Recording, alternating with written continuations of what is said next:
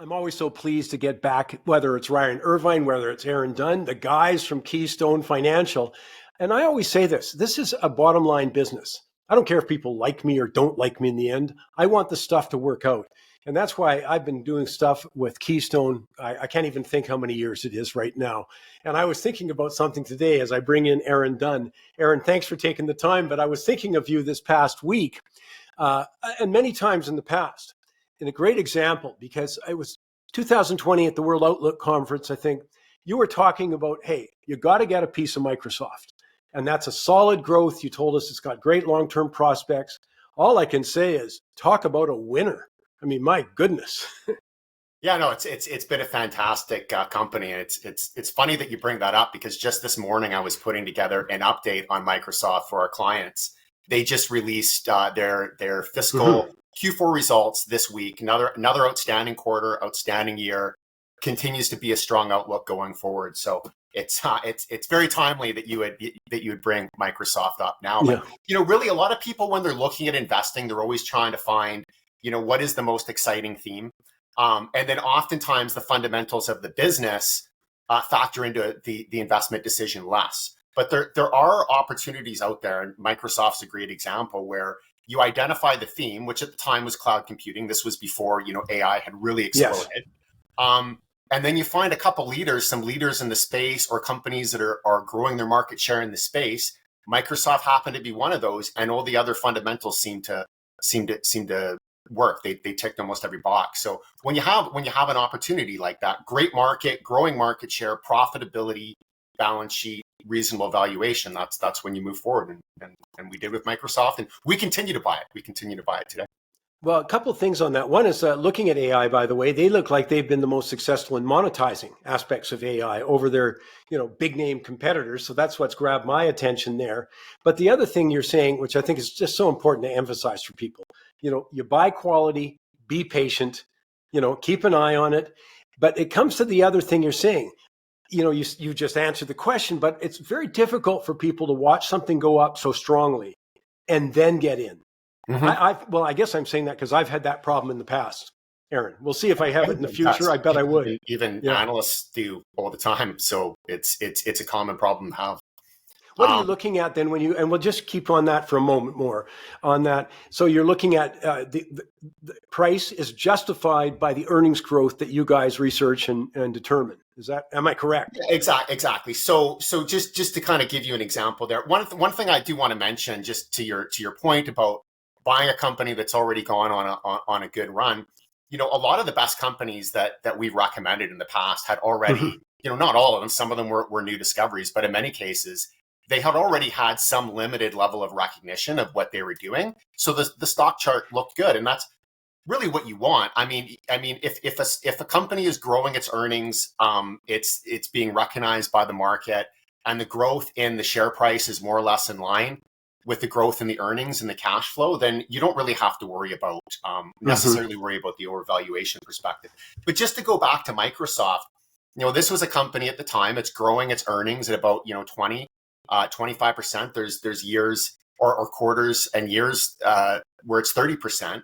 And they were trading at about 28 times earnings, right? So if you look at one metric that is used, and I wouldn't want to, you don't just use it blindly, but it's called the PEG ratio, where you're comparing the valuation, the PE ratio, to the growth rate. So if a company has a less than 30 times ratio PE and it's growing its earnings at a rate greater than 30 times, that's a PEG of less than 1. Could be an indication that there's some value there, or at least that it's reasonable. Of course, you also have to look into the details. It's not just one ratio, but that's just one way of looking at it, is comparing the growth. I mean, we could look at companies that are trading at 5 to 10 times earnings, but aren't growing, or even where earnings are declining or the risk is high. And those are more overvalued than the companies that are trading at 30 times, but are great businesses and growing.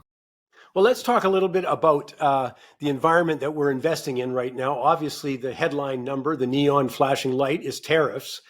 Do you look at which companies, and I think people are surprised. We've been saying this on Money Talks. It doesn't, this year at least, it doesn't impact very many Canadian companies, the new tariff regime, because they're covered by the USMCA, a trade agreement. So do you just look at that and just have it, sort of somewhere in the back of your desk, but it's not figuring prominently in the kind of research you're doing?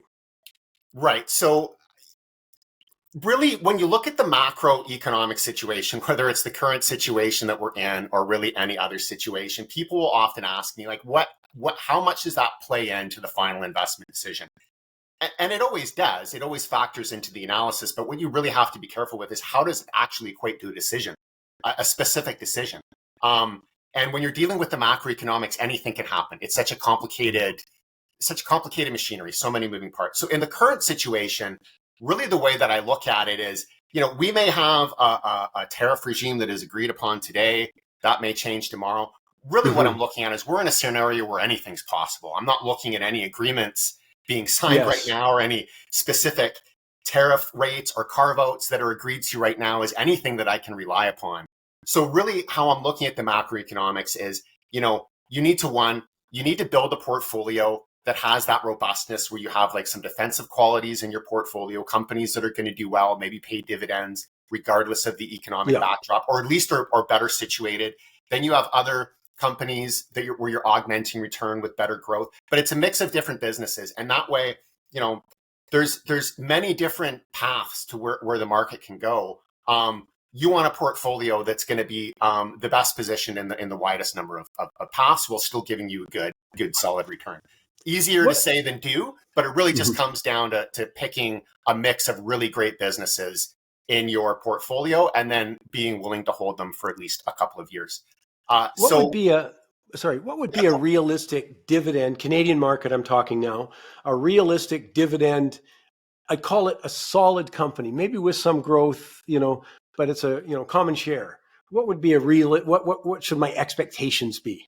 Realistic yield, I would say right now, and it's all going to depend obviously on the business, but I'm going to say, you're looking in the 3 to 5% range. Okay. And in terms of yield, and then most of that cash flow is generally being reinvested back in the business for growth. In terms of what kind of growth you can expect, I mean, it really is across the board, but if you're talking kind of like that moderate risk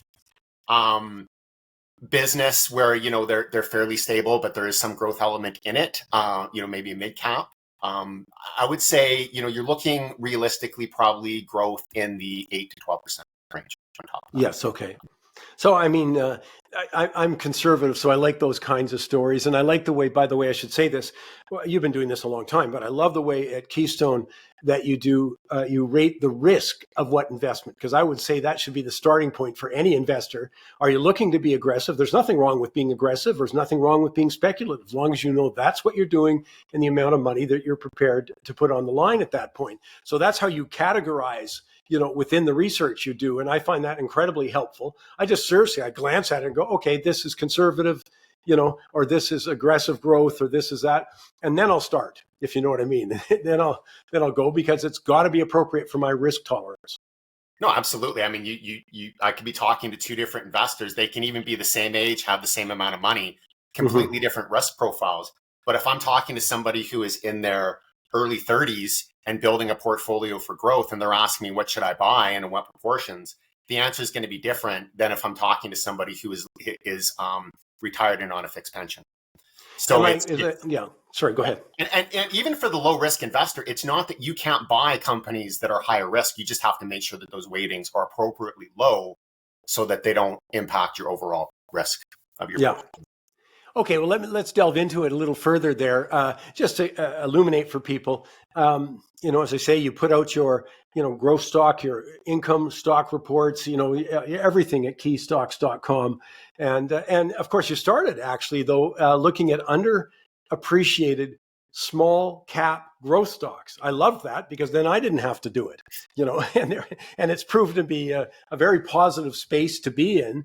And then you've been more focused on, let's find me some solid growth with that potential, or with that dividend, or find me some conservative, with a dividend.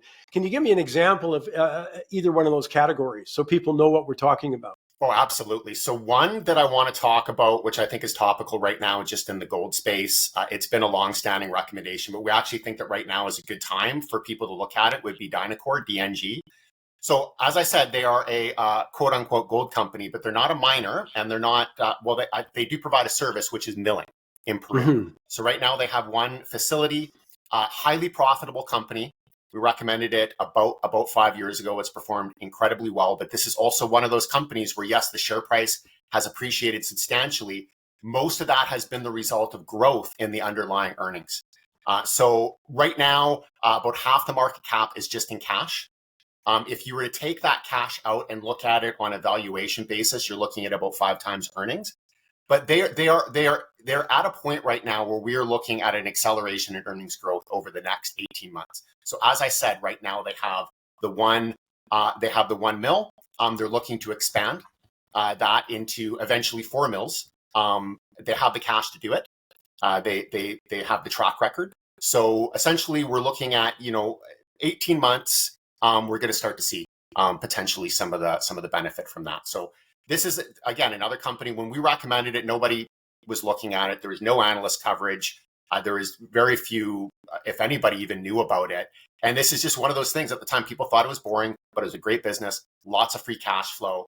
At the time, I don't think anybody cared that it was in the gold space, but I mean, more people are interested in that now. Yes.